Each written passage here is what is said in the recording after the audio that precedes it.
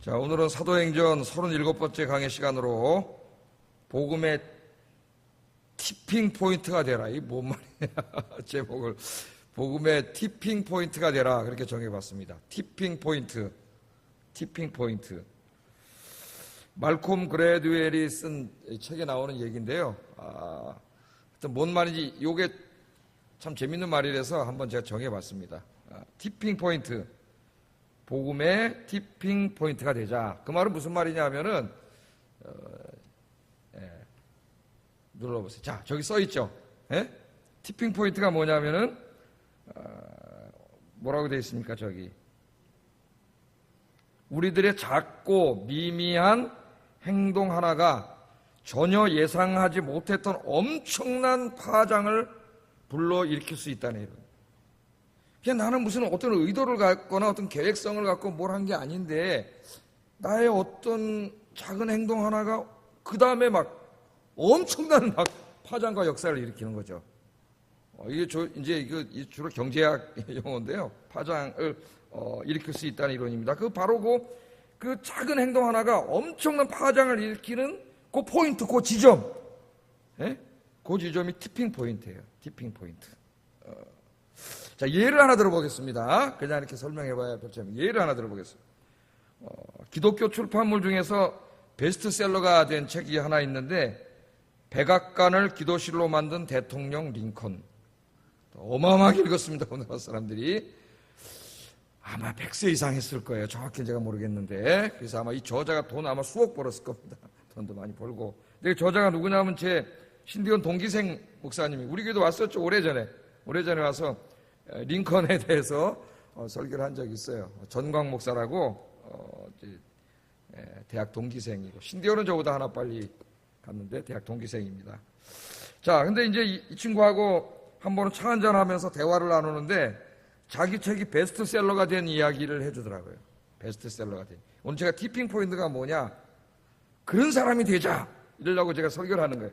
그 이야기를 해주는데, 책을 맨 처음에 출판하고 나가지고 과연 이 책이 잘 팔릴 것인가 상당히 긴장을 하고 있었답니다. 목회도 뭐 특별히 하지 않고 책을 쓰려고 작정을 하고 있는데, 뭐 여러분 다 그 책을 읽어봤지만은 링컨에 대한 어떻게 보면 에피소드 모음집 정도 되는 책이에요. 일화 모음집들인데 굉장히 은혜로운 일화만 쫙 모아놨죠.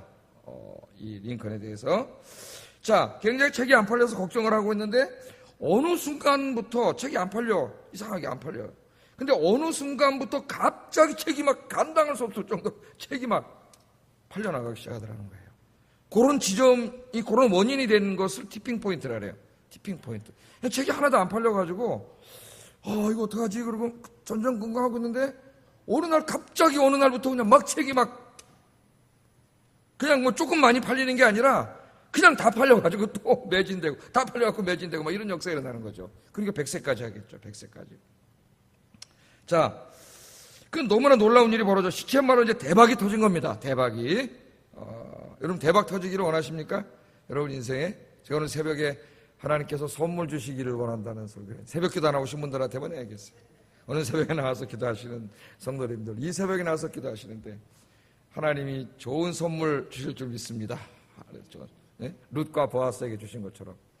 자, 그래서 하도 이상해가지고 이 원인을 추적해봤대요. 도대체 어느 동네에서부터 이 서점이 많잖아요. 대형 서점도 많고. 어디서부터 책이 잘 팔려나가는지 자기가 한번 추적을 해봤답니다. 추적하고 또 추적했더니 그 원인이 한 사람. 이제 그런 사람이 되자는 거예요. 제가 설교하는. 티핑 포인트가 되는 한 사람이 나오더라는 거예요. 그 한 사람이 누구냐면은 지금 은퇴하셨지만은 저 명성교회 그 유명한 김상환 목사님이라는 거예요. 김상환 목사님. 이 목사님이 이 책을 우연히 사가지고 읽으신 거예요, 이제. 읽으시고 은혜를 받았어요. 야, 이 사람 대통령인데, 미국의 대통령인데 이렇게 백악관을 기도실로 만들고 열심히 기도한 분이고 하나님 말씀을 사랑한 분이고 은혜를 받았어. 그래가지고 설교 시간에 은혜 받은 목사가 뭐예요? 자기 혼자 안 받잖아요. 목사는 성도들하고 나누죠. 설교 시간에 자기가 읽은 책을 설교들에게 이야기하고 이 책 꼭 한번 읽어보세요. 그랬다는 거예요. 근데 이 명성교회는 어떤 교회냐면 목사님이 한마디 말씀하시면 다 순종하는 교회예요. 전체 교인이. 목사님 4일 그러니까 이 성도들이 몇만 명 되는 성도들이 다 사서 읽기 시작한 거예요. 책이 한 판 찍는데 2,000권 찍습니다. 2,000권.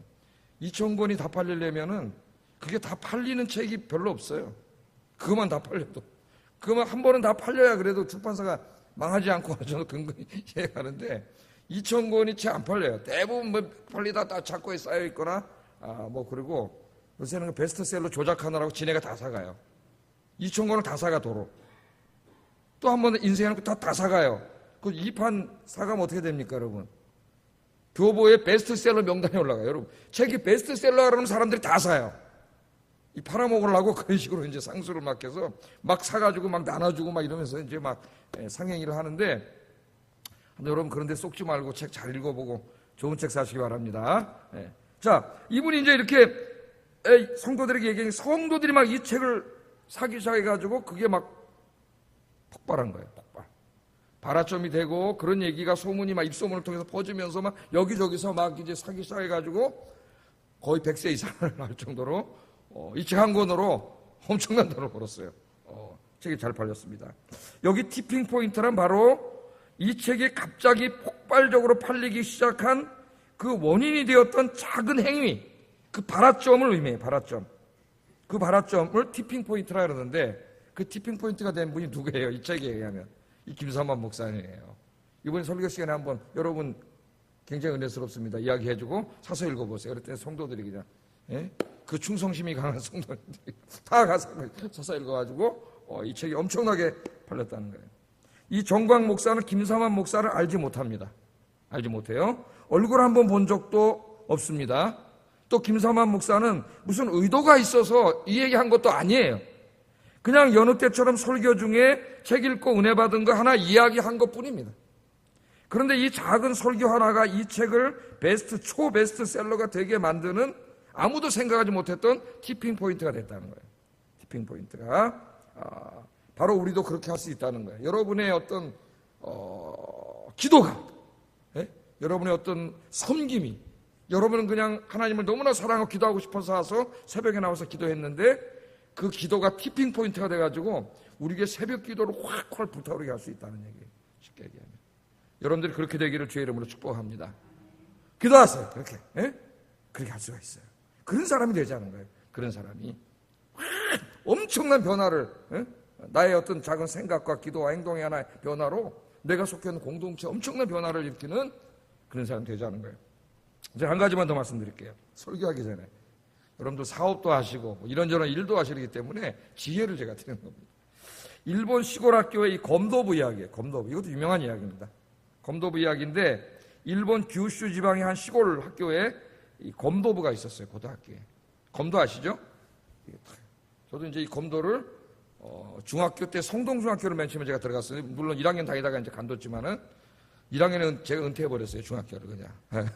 근데 거기서 이 검도를 가르쳐줘가지고 저도 그냥 검도를 좀 목줄을 잡아본 적이 있어요. 근데 이 검도부가 있었는데 이 검도가 얼마나 이 학교가 못하냐면은 검도부 학생이 총 11명이었는데 실력은 최하위. 전국대회 나가면 맨날 꼴등. 맨날 꼴등이에요. 꼴등만 하는 그런 진짜 대책이 안 쓰는 학교 검도부였습니다. 근데 어느 날 이 학교에 경찰 기동대에서 근무했던 한 검도 선생님이 부임을 하게 됩니다. 검도 선생님이 부임을 하는데 선생님이 가보니까 검도부는 산만하고 질서도 하나도 없고 교실 하나를 빌려서 연습하고 있는데 보니까 신발은 그냥 아무데나 나동댕이 쳐있고 여기 쓰레기 있고 더럽고 막 엉망진창. 이런 거 상상해 보세요. 그죠? 벌써 어느 건물에 가서 이렇게 저 벽에 거미줄이 있고 유리창 깨진 게 방치되고 있으면은 이미 끝난 조직이에요. 끝난 조직. 이미 다 망한 조직. 그 하나가 그게 어떤 것인지를 다 보여줘요. 저는 어디 가면 이렇게 딱 보면 그 앞에 정돈된 상태를 보면은 그 사람들의 마음이 거기 그대로 다 나와 있어요. 저 사람 이제 갈라르는구나. 그게 나타나요, 마음에. 청소도 안 돼 있고 지저분하고 엉망진창이고 그게 그 사람의 마음을 그대로 보여주는 거예요. 그 마음. 그래서 이 너무나 엉망진창이니까 이 선생님이 가서 제일 먼저 무슨 검도 기술을 가르치고 이런 걸 일절하지 않았어요. 제일 먼저 뭐 했냐면 신발 정리부터 시켰습니다. 신발 정리. 앞으로 들어올 때 신발 이렇게 정리되어 있으면 죽는다 이제. 신발부터 벗어하고 신장에다 탁 정리하고 도장은 항상 깨끗하게 청소해놓고 도박과 모든 기물은 딱 정렬해놓고 검도부실을 깨끗하게 정리해라. 그렇게 가르쳤어요. 그래서 이제 그날부터 막 이제 선생님 무서운, 경찰 기동대에 있던 선생님이 오셔가지고 막 무서우니까 애들이 신발 들어오면 신발을 여기다 벗어 한 짝 절로 가 있고 막 이러던 데가 막 그냥 탁 벗어 정돈하고, 예? 도복 탁 정리하고 막 도장안이 깨끗하게 정리된 거예요.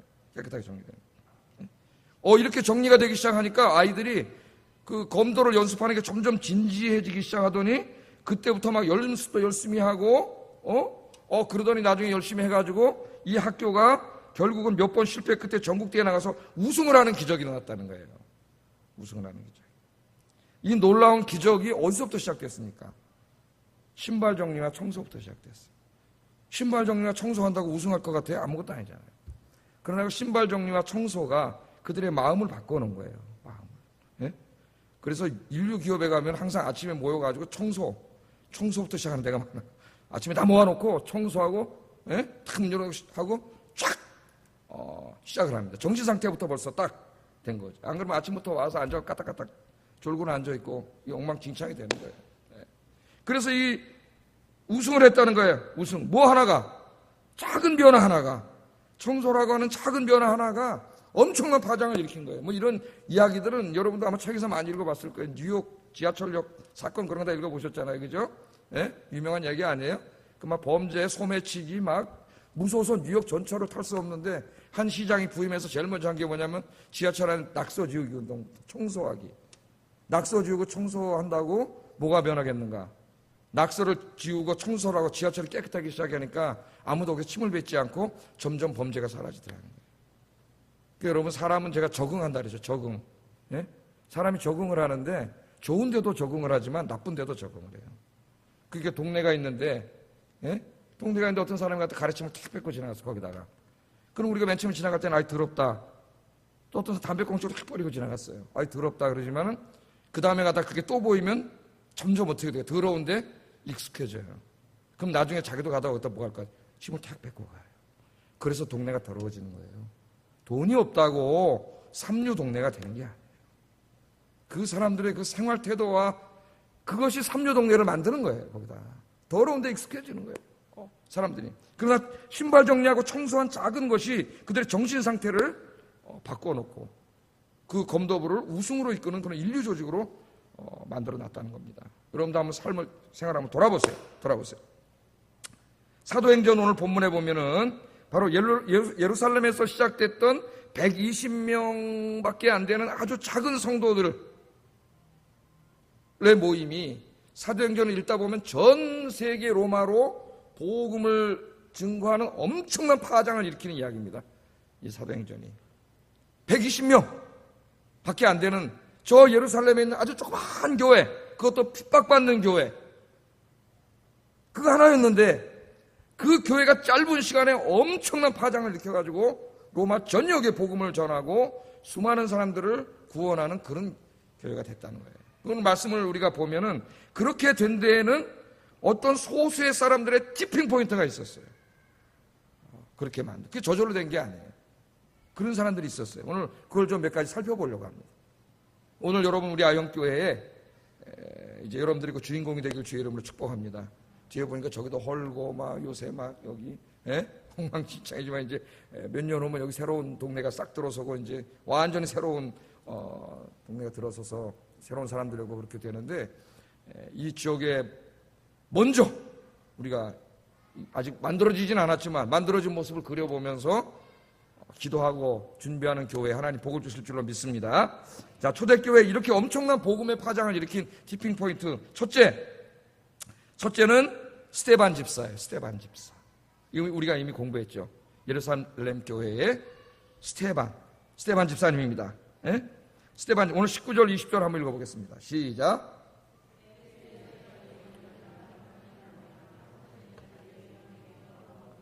안디옥까지 이르러 유대인에게만 말씀을 전하는데 그 중에 구브로와 구레네 몇 사람이 안디옥에 이르러 헬라인에게도 말하여 주 예수를 전파하니. 자, 오늘 이 말씀 보면 이제 안디옥까지 가서 복음 전한 사람들에 대한 이야기가 나오는데 그 전에 뭐라 그러냐면은 그때의 스데반의 일로 인하여 일어난 환란으로 말미암아. 우리 공부했죠? 환란으로 말미암아 흩어진 자들이 어디까지 갔어요? 베니게와 일단 지도를 한번 살펴볼 거예요. 이거는 베니게와 구브로와 안디옥까지 갔다. 안디옥까지 갔다. 거기 가서 복음을 전했다. 그렇게 말하는데요. 이 똑같은 말씀이 좀 뒤로 한번 넘겨보겠습니다. 8장 4절에 스데반이 막 순교한 다음에 8장 4절에 나와요. 여기서부터 다시 일로 돌아간 거예요. 그러니까 말씀이 8장 4절 한번 읽어보겠습니다. 시작.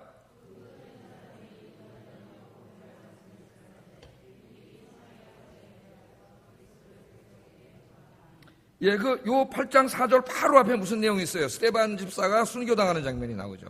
스데반 집사가 헬라파 유대인들이 모이는 회당에 가서 그들과 신학 토론하면서 너희들이 죽인 예수가 하나님의 아들 메시아다. 회개해라. 메시아를 죽였어도 하나님이 용서해 주신다. 이렇게 설교했더니 어떻게 했어요? 이놈의 새끼가 우리 율법과 성전을 모독해. 그리고 끌고 사내들인 공회로 끌고 갔죠.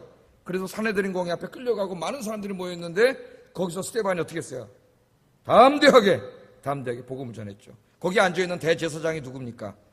바로 얼마 전에 예수님을 십자가에 못 박아 죽인 장본인 대제사장이 앉아있어요.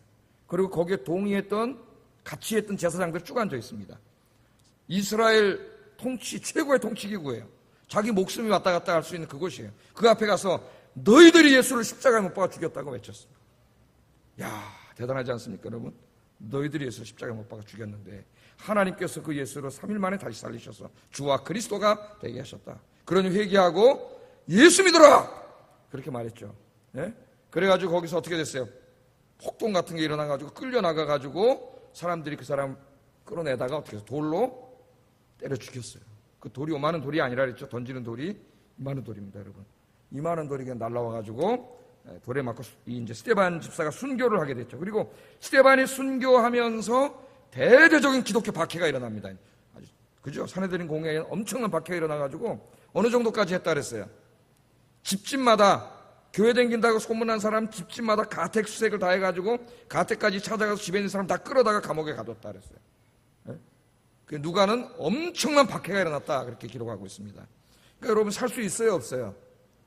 살 수 없죠. 집에까지 쫓아와가지고 다 집 뒤져가지고 끌고 가서 감옥에 가다 놓고 고문하고 때리고 이러는데 그 예루살렘 안에 더 이상 살 수가 없어가지고 그 사람들이 예루살렘으로부터 어떻게 합니까? 밖으로 피신해 나가기 시작합니다. 그 피신해 나간 사람들이 누구냐면 바로 흩어진 사람들이에요. 스데반의 순교로 인하여 흩어진 사람들이에요. 그런데 이 흩어진 사람들이 8장 4절 5절에 보면은 뭐라 그랬어요? 두루 다니며 복음의 말씀을 전할세. 그러니까 지금 예수 믿는다고 잡아가잖아요. 체포해서 데려다 고문하고 때리잖아요. 그래서 그걸 피해서 지금 성 밖으로 나가서 도망갔단 말이에요. 도망가면 무서워갖고 숨어 있을 것 같은데 이 사람들 그러지 않고 성 바깥으로 나가서 어떻게 했다고요? 두루 다니면서 복음을 전했다 그랬어요. 8장 4절 5절에 보면 두루 다니며 복음을 전할세. 그 사람들 중에 한 사람이 누구냐면은 빌립이에요. 빌립 집사 얘기가 이제 나오지 않습니까? 두루 다니며 복음을 전했습니다. 그래서 이 예루살렘 성에만 갇혀있던 복음이, 이 구원의 기쁜 소식이 예루살렘 바깥으로 비로소 퍼져나가기 시작했어요. 우리 예수님 분명히 말씀하셨죠. 성령이 너에게 임하시면 너희가 권능을 받고 예루살렘과 그 다음에 유대와 사마리아와 땅 끝까지 가서 증인이 되라. 그런데 이 사람들이 은혜는 받았는데 예루살렘을 벗어나질 않아요. 저 유대 땅에 사마리아 땅에 저 이방 땅에 지금 다 이 죽어가는 사람들이 널려 있는데 예수님이 그들을 구원하려고 오셨는데 자기들끼리 예루살렘에서 그냥 이러고 있으니까 하나님께서 그냥 강제로 흩어놓으신 거예요. 핍박을 확 하게 해가지고 교회로 확 흩어놨어요. 여러분 이 복음 전하로 흩어져야 되는데 흩어지지 않으면 하나님 강제로 흩어버리세요. 그래서 이게 흩어진 거예요. 흩어진 사람들이 나가서 복음을 전했습니다. 그런데 이제 이 복음을 전한 사람들을 소개하는데 두 부류의 사람들이에요. 8장 4절 5절에 빌립 집사를 중심으로 하는 이 전도와 그 다음에 베드로 이야기가 같이 나오죠. 이 사람들은 어디까지 갔냐면 주로 사마리아 땅까지, 사마리아 땅과 가이사랴 거기까지 가서 전도를 했습니다. 그런데 오늘 본문에는 사마리아 정도가 아니라 어디까지 갔다고요? 저 구레네와 안디옥까지 훨씬 더 북쪽으로 올라가서, 안디옥은 시리아의 수도니까 약속의 땅 바깥으로 넘어간 거예요. 이스라엘 땅 바깥으로 넘어가고, 구레네는 어디입니까? 터키에 있는 그 옆에 있는 섬이니까 이방 땅으로 넘어간 거예요. 거기까지 사마리아 땅에 만족하지 못하고 빌립 집사는 가이사랴까지 갔어요. 가이사랴까지만 간 게 아니라 그 훨씬 더 북쪽으로 가서 전도한 사람들의 이야기가 오늘 본문에 나오는 이 사람들입니다. 이 지도로 한번 보겠습니다. 지도로. 자, 요 예루살렘에서 맨 처음 시작했잖아요. 근데 예루살렘에서 복음 전하는데 스데반이 순교한 다음에 여기서 박해가 일어나가지고 사람들이 예루살렘 바깥으로 흩어졌다 그랬죠. 흩어져 이때까지 뭐 공부했어요? 빌립 집사와 베드로가 어디까지 갔어요? 여기가 사마리아 땅이거든요. 여기가 사마리아 땅과 여기 요빠 가이사랴까지 가서 여기서 전도했죠. 여기서. 예? 그러니까 예루살렘과 유대와 사마리아까지 가서 전도를 했어요. 8장부터 이게 10장까지 이제. 근데 오늘 본문에 나오는 사람들은 여기를 넘어가지고 어디까지 구브로 베니게. 예? 베니게가 여기예요, 지금. 북쪽으로 더 올라가서 베니게와, 그러니까 이건 이스라엘 땅을 넘어간 거예요. 베니게까지 갔고, 거기만 끝난 게 아니라 어떤 사람은 어디까지 배 타고? 구브로까지 갔어요, 구브로까지. 구브로 가서 복음 전하는 사람이 있고, 또 어떤 사람은 어디까지 갔다고 지금? 안디옥까지 갔잖아요, 안디옥까지. 이 안디옥은 굉장히 중요합니다, 이 안디옥 교회는. 이 안디옥 교회가 사도 바울을 선교사로 파송한 교회예요. 그 최초 이방인 교회고. 여기서 비로소 그리스도인, 예수 믿는 사람들이 그리스도인이라 칭함을 받았으니까 이 안디옥이 굉장히 중요한데, 그러니까 자 보세요. 예루살렘에서만 복음을 전하니까 하나님이 강제로 흩어나가지고 이걸 피신 나갔던 사람들이 유대 땅과 사마리아 땅과 가이사랴까지 가서 이렇게 복음을 전했는데, 오늘 본문에 나온 사람들은 여기에 만족하지 않고 땅 끝까지 가라 그랬는데, 예수님이. 예? 유대와 사마리아까지밖에 안 갔잖아요.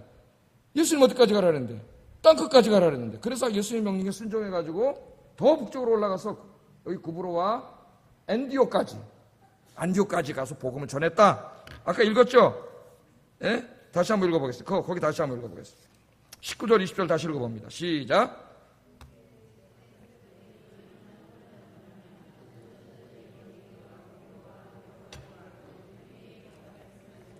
그 중에 구브로와 구레네미 사람이 안디옥이를 헬라인에게도 말하여 주 예수를 전파했다. 이제 지도를 보니까 이제 이해가 되시죠? 예. 거기까지 올라가서 전하니까 그러니까 굉장히 도전적이고 진취적인 믿음의 사람들이에요. 그러니까 성령이 충만하면은 이 정적인 사람도 굉장히 동적인 사람으로 바뀝니다. 왜냐하면 성령이 아주 그 다이나믹한 하나님의 영이시기 때문에 성령님 그냥 앉아서 가만히 묵상이나 하고 이렇게 만들지 않아요. 사람은 성령 충만해지면은 아주 다이나믹한 사람이 돼요.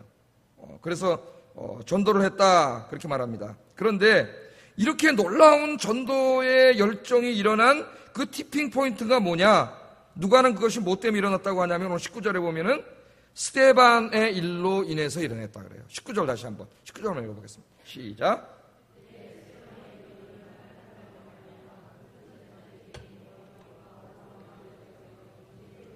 예, 이런 놀라운 변화가 지금 핍박을 받아서 피신을 간 사람들이 가서 숨어 살아도 두려울 텐데 담대하게 이렇게 가서 요빠나 사마리아, 유다 사마리아를 건너 또 그걸 넘어서 저기 저 터키 밑에 지금 그 땅까지 구브로까지 가고 저 안디옥까지 가서 복음을 증거하는 이 엄청난 역사가 일어난 거죠. 지금 이게 이 놀라운 역사가 일어난 그 티핑 포인트를 누구로 잡냐면은 바로 스데반의 일로 인하여 이렇게 스데반의 순교라고 이야기합니다.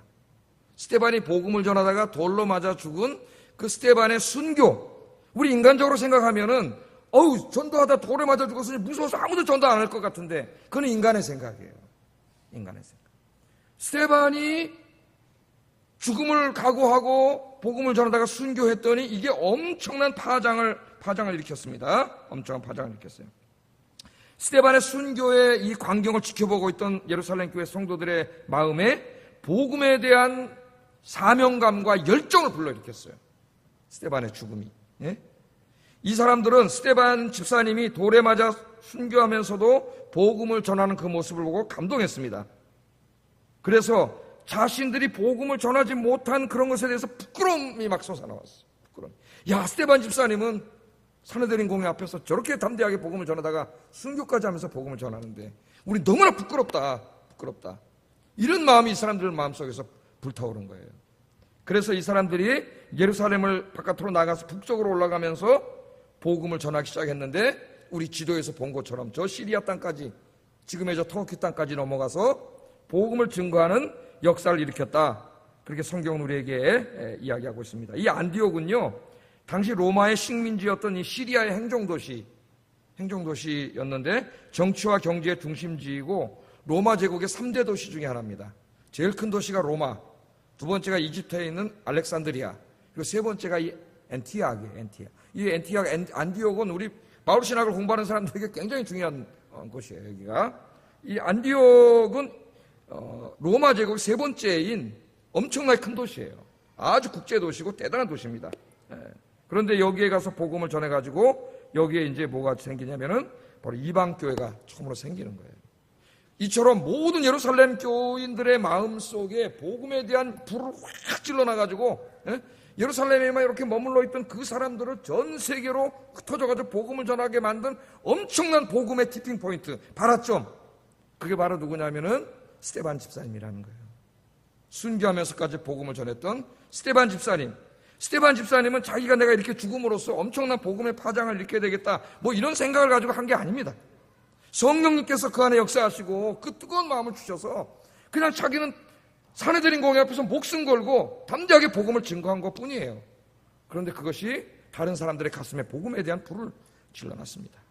그래서 오늘 수요예배 오신 여러분들이 다 우리 아영교회에 스데반 집사님처럼 되시기를 주의 이름으로 축복합니다. 순교하라는 얘기가 아니고 순교하라는 얘기. 순교자의 정신으로, 그런 정신으로 여러분이 그냥 내가 무슨 우리 교회 큰 파장을 일으켜야지, 그러면 안 가지셔도 돼요. 주님께서 땅끝까지 이르러 복음을 전하라고 하셨으니까 주님 내가 열심히 복음 전하겠습니다. 주님께서 기도하라고 하셨으니까 내가 열심히 기도하겠습니다. 주님이 헌신하라고 하셨으니까 내가 열심히 헌신하겠습니다 하는 그런 믿음을 가지고 여러분들이 그렇게 전도하고 기도하고 헌신하면 그것들이 어느 날 여러분, 그것들이 어느 날 우리 교회에 엄청난 이 발화점을 일으킨다는 거예요. 모든 성도들을 움직이게 하는. 그래서 여러분들이 다 주인공이 되세요. 뒤따라다니는 사람이 아니라 여러분 항상 그런 파장을 일으키는 놀라운 이 은혜의 파장을 일으키는 여러분들 되시기를 주의 이름으로 축복합니다. 두 번째 티핑 포인트는 뭐냐면은 복음의 능력에 대한 확신입니다. 확신. 첫 번째는 스데반 집사님의 열정. 스데반 집사님의 열정이 다른 성도들의 마음에 불을 붙여가지고 복음 전도에 확 파장을 일으켰다면, 두 번째 오늘 지금 생각해 볼 티핑 포인트는 뭐냐면은 이 안디옥에 가서 복음 전한 사람들의 복음에 대한 확신이에요. 확신.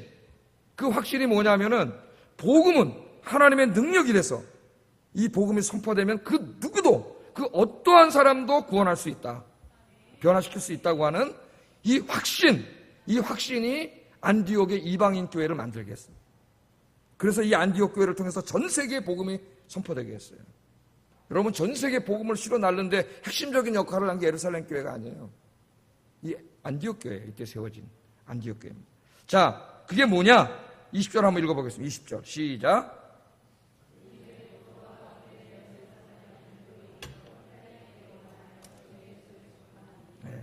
여러분, 아까 19절에는 뭐라 그랬어요? 안디옥에 가서 복음을 전했는데 누구에게만 전했습니까? 유대인에게만 전했다 그랬어요. 자, 읽어보세요.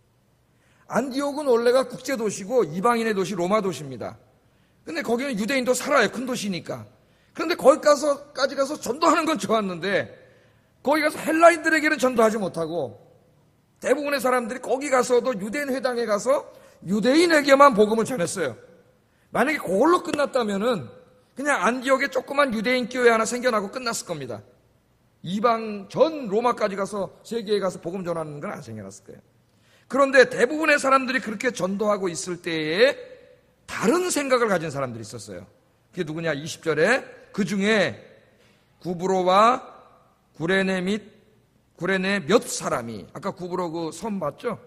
사이프러스. 그 섬, 구브로와 구레네 출신의 사람의 출신, 고향이 거기. 그러니까 그쪽에 살다가 예루살렘으로 온 디아스포라 유대인들인데 출신지가 어디예요? 구브로와 구레네 출신. 그러니까 역시 다른 나라에서 살아봤기 때문에 좀 국제 정세를 알아. 이방인들에 대해서. 그래서 제가 늘 말하잖아요. 평생 동안 산에서 산 사람은 산을 잘 모른다 그랬죠, 제가. 이상하잖아요. 산에서 평생 살았는데 왜 산을 모르지? 산을 나가보지 않았기 때문에 산 전체의 모습을 본 적이 없어요. 그래서 여러분도 자꾸 해외에 나가봐야 대한민국의 모습을 해외에서 이렇게 바라봐야 대한민국도 잘 보입니다.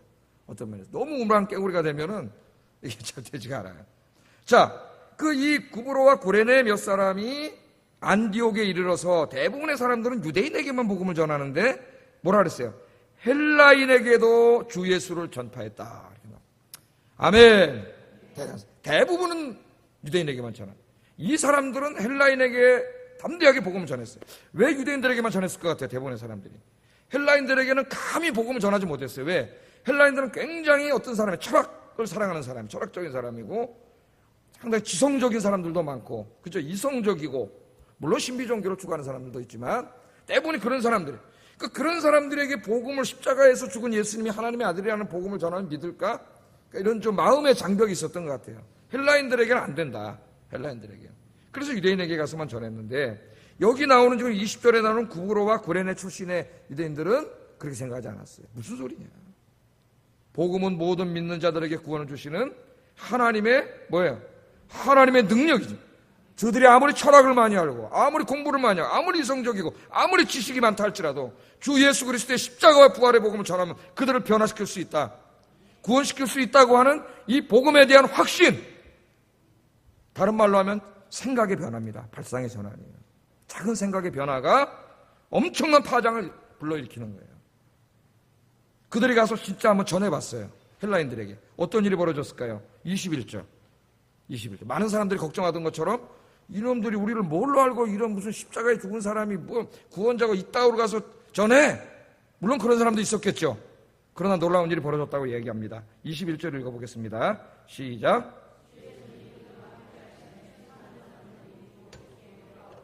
아멘. 아멘입니까? 네, 이게 복음의 능력이에요. 그 똑똑하다고 하는 그 지식이 있고 이성적이고 철학적이라는 사람들에게 가서 주 예수 그리스도의 복음을 증거했습니다. 당신들이 영생과, 헬라인들이 그 당시에 뭘 추구했냐면은 영생과 구원을 추구했어요. 당신들이 추구하는 구원과 영생은 당신들이 생각하는 것처럼 철학이나 신비 종교에 있는 게 아닙니다. 저 나사렛에 십자가에 죽으시고 부활하신 나사렛 예수 그리스도가 바로 구원자요, 당신들에게 영생을 주시는 하나님의 아들입니다. 철학이 아니고 신비 종교가 아니고 예수 그리스도가 당신에게 영생과 구원을 줍니다. 그렇게 전했더니요, 놀라운 일이 벌어지는데 그 똑똑한 헬라인들 중에 상당히 많은 사람들이 어떻게 같아요? 수많은 사람들이 믿고 죽게 돌아오는 역사가 일어났어요. 죽게. 그러니까 이거 우리에게 뭘 보여줘요 지금? 수많은 헬라인들이 돌아왔다는 것은 이건 정말 센세이셔널할 일입니다. 놀라운 일이에요. 그런데 이 일이 어떻게 벌어졌어요? 복음을 선포하면 모든 사람을 구원할 수 있다고 하는 이 복음에 대한 확신입니다. 확신을 가지고 헬라인에게 전했더니 그들이 회개하고 돌아왔는데 어떻게 회개할 수 있었어요? 인간의 논리로는 회개 못 시켜요. 그 똑똑한 사람들을. 누가 함께 하셨어요? 주의 손이 그들과 함께 하심으로. 아멘. 우린 중요한 걸 깨닫게 되죠. 나는 말주변도 없고 말도 더듬고 말도 재밌게 못하지만 여러분들이 주 예수 그리스도의 십자가와 부활의 복음을 여러분의 입으로 말할 때 그 사람이 헬라인이든 지식인이든 똑똑한 사람이든 누구든 하나님께서 역사하신다는 거예요. 우리가 복음을 전하는 우리에게도 성령께서 역사하시지만은 그 듣고 있는 사람의 마음 속에도 하나님이 역사하셨어요. 그 사람의 마음을 흔들어 놓으세요. 그리고 복음을 받아들이게 하세요. 이 모든 일을 하시는 분은 우리가 아니라 누구예요? 하나님이 하시는 거예요. 하나님이. 그러니까 전도할 때 겁먹지 마세요. 나는 그냥 하나님의 도구일 뿐이에요. 나는 그냥 이야기할 뿐이에요. 여러분의 입으로 이야기하세요. 요새 예수님의 십자가와 부활에 대해서 이야기하십니까? 우리 목요일 날은 전도진 하나주는 이제 간단한 전도를 하지만 여러분 아는 사람들에게는 찾아가서 이야기하셔야지. 십자가와 부활에 대해서 이야기하면 성령께서 역사하셨어요. 듣는 자들의 마음을 움직여요.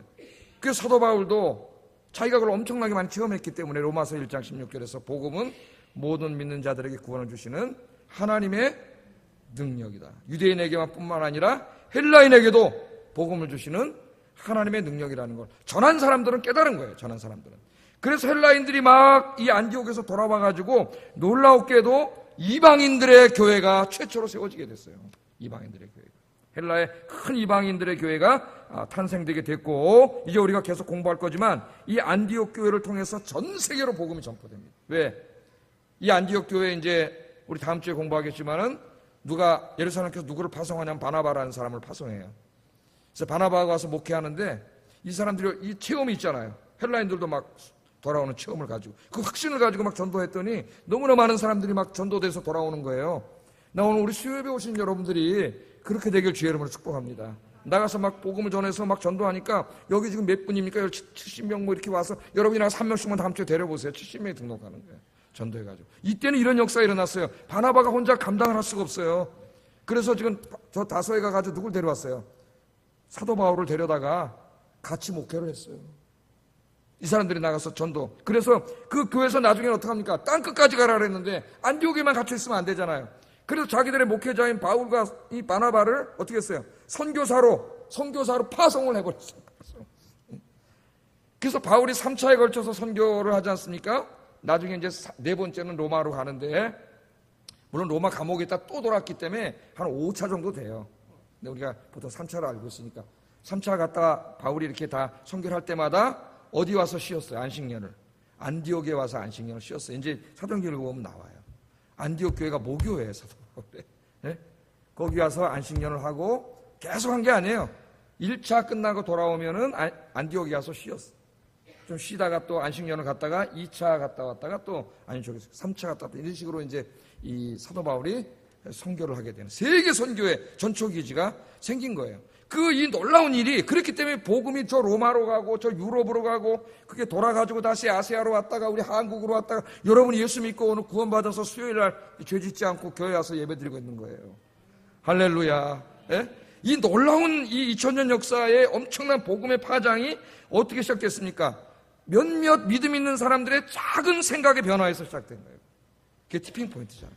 왜? 복음은 헬라인도 변화시킬 수 있다. 우리는 뭐예요? 복음은 모든 사람을 변화시킬 수 있다.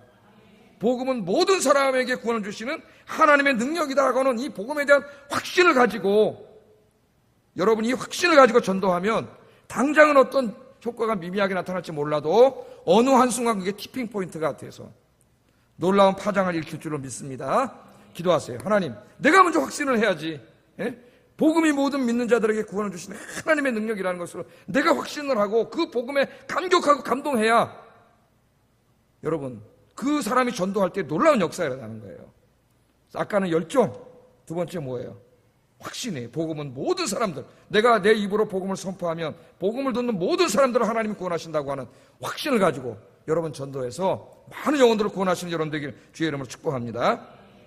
세 번째 마지막으로 이 복음이 확 퍼져나가고 부흥하는 데 티핑 포인트가 된 것은 안디옥 교인들의 삶이에요. 삶. 열정과 확신을 가지고 복음을 전하는 것은 입으로 복음을 전하는 거죠. 삶은 뭐예요? 내 삶으로 복음을 전하는 거예요. 그래서 예수 믿는 사람들의 삶은 뭐가 돼야 돼요? 전도지. 여러분이 그냥 일상에서 사람들을 만나가지고 하는 말과 행동이 주 예수 그리스도가 주님임을 세상 사람들에게 보여주는 전도지가 되시기를 주의 이름으로 축복합니다. 움직이는 전도지가 돼야지 어떤 사람은 가는 곳마다 하나님 영광을 가려가지고 저런 사람이 예수 믿으면 내가 교회 안 다닌다. 예? 나 예수 믿는 것들 꼴보기 싫어서 교회 안 가. 이런 사람 많습니다. 여러분 전도해본 사람 알 거예요. 내가 아는 누구 교회 뭐 중직자인데 아유 그런 꼴보기 싫어서 교회 안 가. 이 사람은 어떻게 해요? 연자맷돌 메고 물에 가서 빠져 죽는 게 낫다 그랬어요. 예? 근데 안디옥 교회 사람들은 누구예요? 안디옥 교회 사람들을 보면 정말 저 사람을 보니까 하나님이 없다 할 수 없다. 그리고 돌아왔다는 거예요. 우리 26절 우리 화면부터 한번 읽어보겠습니다. 시작. 예, 이 제자들이 안디옥 교회를 만들고 그래서 그 안디옥에서 교회를 만들고 거기 수많은 헬라인들도 구원받고 유대인들도 구원받고 그래가지고 큰 교회가 만들어지고 그 사람들이 교회만 사나요? 예배 끝나면 어디 가요? 다 돌아갈 거 아닙니까? 에? 돌아가서 자기 생활하고 장사도 하고 뭐 직장에도 가고 다 갈 거 아니에요. 근데 그 사람들이 이제 어느 날부터 저기 와 사람들이 와서 무슨 그리스도교라고 하는 그리스도를 하나님의 아들이라고 믿는 교회를 세워놓고 거기 와서 예산 교회 가서 예배를 지내끼리 모여서 종교 행사를 하고 막 그러는데 그 사람들을 가만히 보니까 살아가는 게 우리하고는 뭔가 달라. 예? 다르다 이거. 사람들이 보겠죠. 주일만 되면은 그 당시에는 뭐 안식일과 주일이 혼용되고 있었지만은 하여튼 주일이라 합시다. 주일이 되면은 그 교회 가서 예배를 드려요. 나사렛 예수가 하나님의 아들 구원자라고 찬송 부르면서 예배를 드려요. 가만히 보니까 여러분 우리 초대교회 문서를 보면은 그 로마의 그 검사관들이 기독교에 쓴 글들 있잖아요. 거기 읽어보면 뭐라고 나와요? 그 사람들은 서로 도와요. 서로 사랑하고. 거짓말을 하지 않아요, 이 사람들이. 정직해요. 너무나 인간적인 사람들이에요. 그리스도로 하나님의 아들이라고 믿는 미신 외에는 책망할 게 없습니다. 그렇게 썼어요. 자보다 고문하고 다 뒷조사를 했는데 그들이 보기엔 미신이라는 거죠. 그리스도라고 하는 이 사람을 하나님의 아들 신이라고 구원자라고 하는 그런 미신을 믿는 것 외에는 너무나 훌륭한 사람들입니다. 인간적으로는 그런 보고서가 올라가요. 그러니까 그렇게 사는 사람들, 서로 사랑하고 용서하고 거짓말 안 하고 정직하게 정말 따뜻하게 자기들 공동체를 이루어서 그렇게 살면서 주일마다 모여서 하나님을 찬양하는 예배를 드리고 그렇게 살아가는 사람들을 다 보니까 저기 그리스도를 믿는 사람, 그리스도를 하나님의 아들이라고 믿는 사람들이에요. 그래서 별명을 붙여준 거예요. 별명. 그렇게 살아가는 사람들이 누구라고요?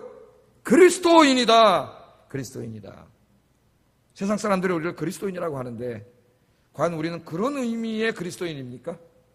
그냥 교회 다니는 사람이라는 의미로 전락됐어요. 지금 그런 게 아니에요. 예? 저 사람들 가만히 보니까 어느 날 건물 하나 지어놓고 교회 만들어 놓고 주일마다 가서 자기 예수를 하나님의 아들로 구원자로 높이고 찬송을 부르고 예배를 드리고 그리고 저 사람들 교회 다닌다부터 와서 보니까 싸우지 않고 다투지 않고 용서하고 정직하고 거짓말하지 않고 불의를 행하지 않고 자기네들은 다르게 너무나 고결하게 그렇게 살아 자기네들끼리 한 가족보다도 더 서로 도와주면서 사랑하면서 이렇게 살아간다는 자기들하고 너무나 달라 확연하게 구분이 돼. 그래서 저 사람들은 우리 안디옥 사람들이 아니라 뭐라고 저 사람들은 바로 저렇게 사는 사람들 저러한 형태로 사는 사람들이 누구라는 거예요? 그리스도인이라는 거예요. 그리스도. 그렇게 해서 하나님의 영광을 돌렸기 때문에 어떻게 됐어요? 이 교회가 더욱더 부흥하게 된 거예요. 할렐루야. 우리 그리스도인들이요 내일부터 세상에 나가셔서 여러분들이 그렇게 사시기 바랍니다. 당장은 그 미미한 효과가 잘 나타나지 않을지 몰라도 여러분이 그렇게 계속해서 주변 살면은 여러분 주변에 있는 사람들이 다 여러분을 보고 있다는 걸 알아야 돼요. 저 사람 교회 가잖아요. 야 우리 주일날 등산 가자.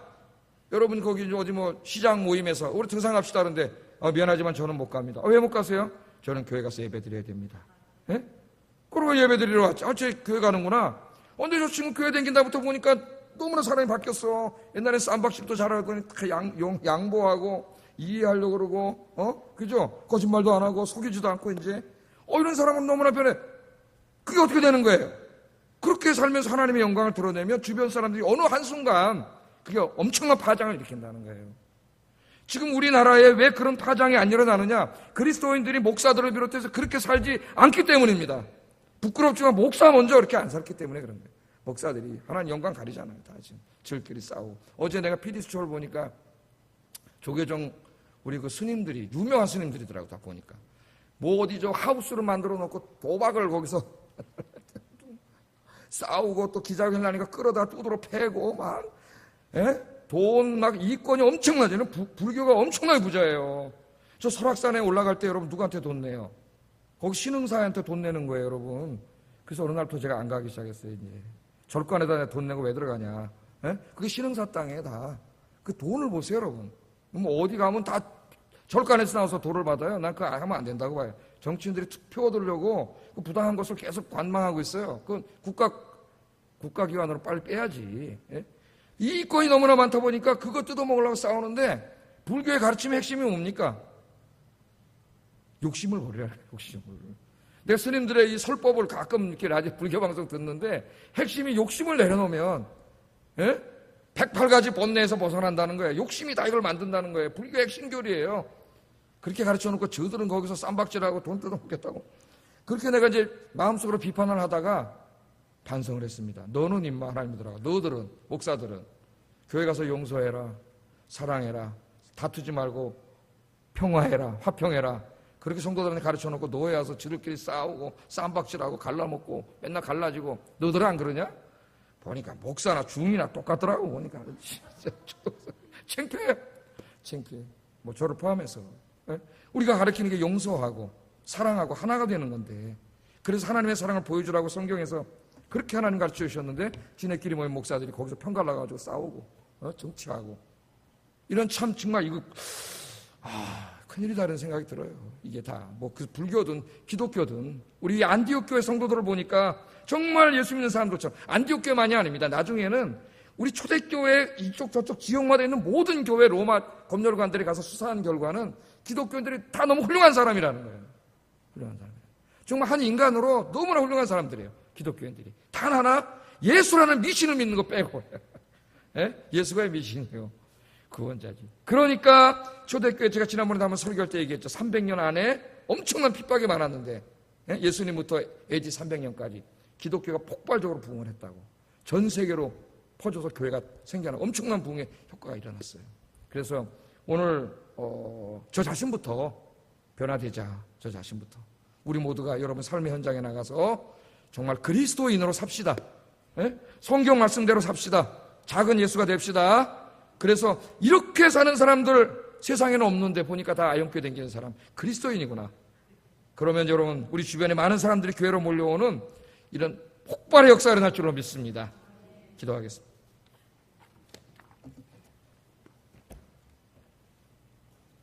스데반의 복음의 열정이 예루살렘 교회 전 성도들의 마음속에 복음에 대한 열정을 불타올랐습니다. 하나님 복음에 대한 열정이 불타오르게 해 주시옵소서. 두 번째, 안디옥에 가서 복음은 헬라인도 구원할 수 있다. 이런 확신을 가지고 복음을 전한 이 확신이 안디옥 교회를 탄생시켰습니다. 안디옥 교회 성도들의 거룩한 삶이 수많은 사람들을 주님께로 인도했습니다. 하나님, 내가 열정과 확신과 작은 예수로서의 삶이 있는 그런 삶을 살아서 복음을 확 확산시키는 티핑 포인트가 되게 해주세요. 같이 기도하겠습니다. 사랑과 은혜가